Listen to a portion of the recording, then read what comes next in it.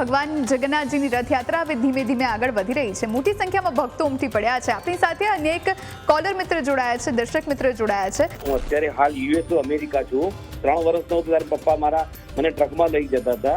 ત્યારે હું ત્યાં ભણતો હતો વાસણા સીએન ટેકનિકમાં। ત્યારે વાસણાથી 1990 હું સાયકલ લઈ અને સ્પેશિયલ લાડુ ખાવા માટે, પ્રસાદ ખાવા માટે ત્યાં આગળ જતો હતો। કેવી યાદો આ રથયાત્રાને આ અષાઢી બીજ સાથે જોડાયેલી છે? 1985 થી લઈને કાલુપુર, રાયપુર, પછી શાહપુર, આ બધી વિસ્તારોમાંથી જુદી જુદી રીતે દર્શનો કર્યા છે।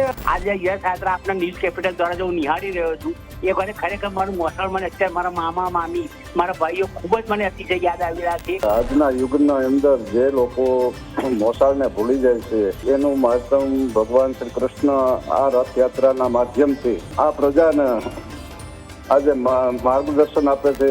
તું બાળકો નાના હતા તો બંને ખભે એક બાળકને બેસાડી રથયાત્રાના દર્શન કરતા હતા। જે લોકો નથી આવી શકતા ભગવાનના દર્શને, એવા લોકોને પણ ઘરે બેઠા આપણે ન્યૂઝ કેપિટલ દ્વારા જે અવસર આપ્યો છે એના માટે ખૂબ ખૂબ આભાર માનું છું। ભગવાન આપણા ઘરે આપણી ખબર પૂછવા આવતા હોય એવી એક અનુભૂતિ થાય।